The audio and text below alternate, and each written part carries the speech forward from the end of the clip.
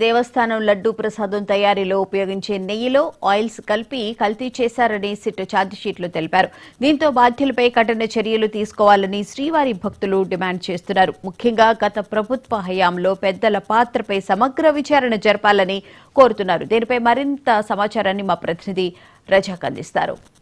తిరుమల కల్తీకి సంబంధించిన వివాదం దేశవ్యాప్తంగా తీవ్రమైన సంచలనం సృష్టిస్తూ ఉంది. దీనికి సంబంధించిన వ్యవహారంలో సంబంధిత సిట్ అధికారులు సుమారు 14 నెలలు దీనికి సంబంధించిన కేసుపై అయితే సుమారు సుదీర్ఘంగా 14 నెలల పాటు దర్యాప్తు చేశారు.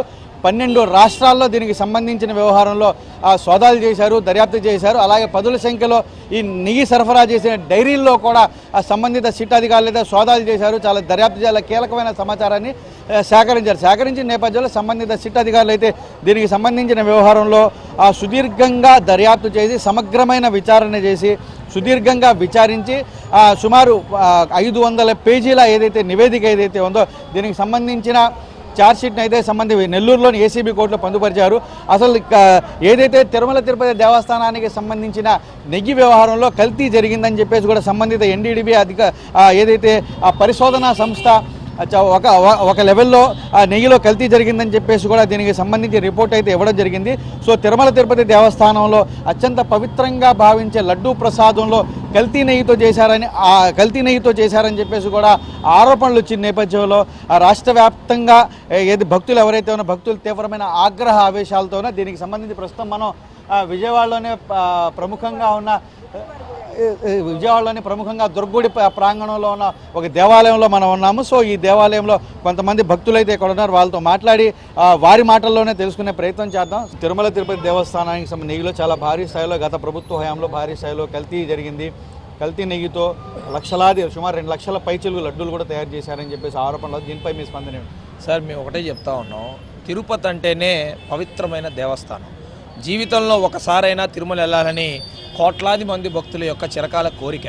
ఆ తిరుపతి వెళ్ళేవారు లడ్డూ కొనుక్కొచ్చి బంధువులకి స్నేహితులకి ఇస్తే ఆ పుణ్యం మాకు కూడా దక్కుద్దని ప్రతి భక్తులు కూడా భావించే సందర్భం మనందరికీ తెలిసిందే.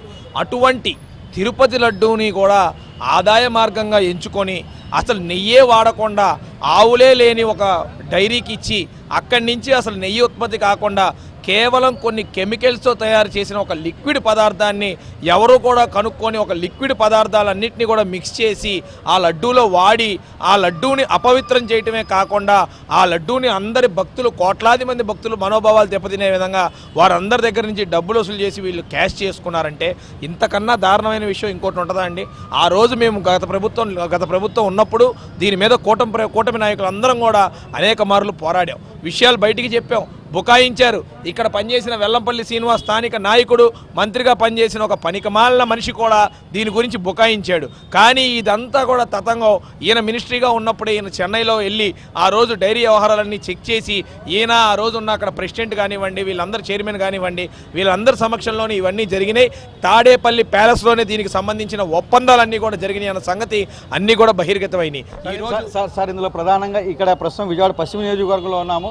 ఇక్కడ వెల్లంపల్లి శ్రీనివాస్ దేవాదాయ శాఖ మంత్రిగా కూడా పనిచేశారు. సో ఈ కల్తీ నెయ్యికి సంబంధించిన వ్యవహారంలో అతడి ప్రమేయం కావచ్చు, అతడి పాత్ర ఏమైనా ఉండే అవకాశాలు ఉన్నాయా? సో కల్తీ నెయ్యిలో ఇతడి ప్రమేయం ఎంతవరకు ఉందని మీరు భావిస్తూ ఉన్నారు? 100% వెల్లంపల్లి శ్రీనివాస్ పాత్ర ఇందులో ఉంది. దీనికి గల మేము అంత ముందే చెప్పాం, ఎలక్షన్ ఎఫిడవిట్లో కూడా చూపించాం.